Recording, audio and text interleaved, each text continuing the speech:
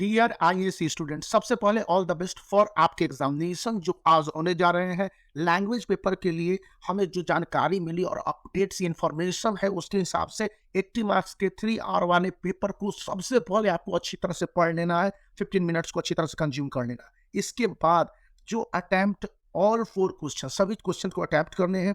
तो यहाँ पर सबके लिए टाइमिंग का डिवीजन, जो क्वेश्चन 1 होगा आपका कंपोजिशन सेक्शन का, ये 20 मार्क्स का होगा। और सीआईएससी ने इसके लिए 3-4 ट्रिक एग्जामिनरों को बताया कि स्टूडेंट के मार्किंग स्कीम यानी उसके आंसर में होने चाहिए। पहला कि वो टॉपिक का हेडिंग लिख दे। सेकंड, वो अपने नाम को मेंशन करे। अगर नाम को मेंशन नहीं भी करता है तो कोई बात नहीं, लेकिन उसमें उस सब्जेक्ट को लेकर कंटिन्यूएंसी होनी चाहिए कि वो कंटिन्यू उसका लिखना है। एक स्टैंजा, दूसरा स्टैंजा, तीसरा स्टैंजा, इसमें रिलेशन होना चाहिए। फ्लो मतलब कि वो एक टॉपिक को लिखा जा रहा है तो पहले इंट्रोडक्शन, फिर कॉज, फिर इफेक्ट, फिर सॉल्यूशन, इस तरह से आपको प्रॉब्लमेटिक है। जैसे advertisement should only present the truth, argue in favour of the idea और अगेंस्ट। तो जब आप फेवर में लिखेंगे तो फेवर को भी मेंशन करेंगे, अगेंस्ट में लिखेंगे तो अगेंस्ट को मेंशन करेंगे, और वहां पर आप अपना नाम जरूर मेंशन करेंगे।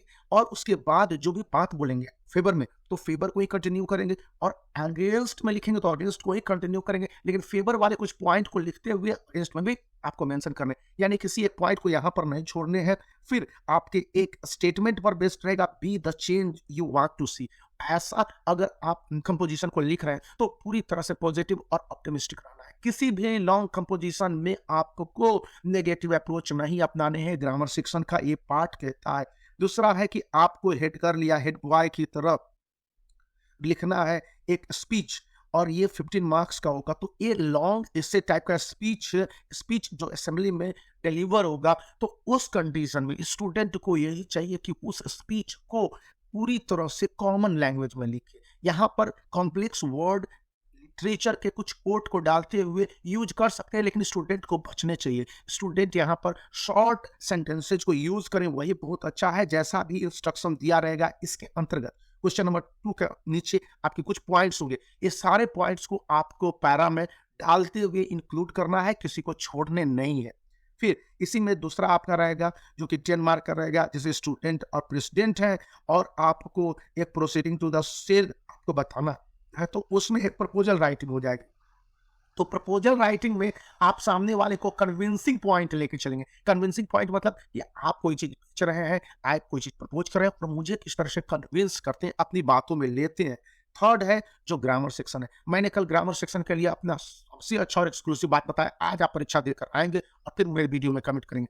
वर्ब इंपॉर्टेंट है, वर्ब में इस बार टेंस को इंक्लूड कर लिया गया। एक्टिव एंड पैसिव वॉइस है, डायरेक्ट एंड इनडायरेक्ट स्पीच है, और इसके अलावा प्रीपोजिशन ये है। कंजक्शन का रोल है लेकिन लिमिटेड, लेकिन कंजक्शन का रोल आपके पास मिलेगा। अगर इस पॉइंट तक आप डन करके गए तो आपके यहाँ पर मार्क्स ग्रामर सेक्शन में कटने की कोई गुंजाइश न होगी, और पूरी तरह से आपके जो फिल इन द ब्लैंक्स होंगे या फिर एक पैसेज में एरर वाला दिया रहेगा तो आप इसको गो थ्रू कर लेंगे। फिर क्वेश्चन नंबर 5 है जिसमें कि आपको पढ़ना है और उसके हिसाब से पैसेज को पढ़ने के बाद आंसर देने हैं। तो यहाँ पर आंसर को पैसेज देते समय इस बात को ध्यान रखनी है कि ये आपके अपने वर्ड में हो। कई स्टूडेंट पैसेज के आंसर को कोट कर देते हैं, काट के लिख देते हैं, ऐसे में क्रिएटिविटी नहीं होती और स्टूडेंट के मार्क्स काट लिए जाते हैं। तो हमेशा याद रखने हैं कि पैसेज जिस तरह से होंगे उसी तरह से आपको जानकारी मिलेगी।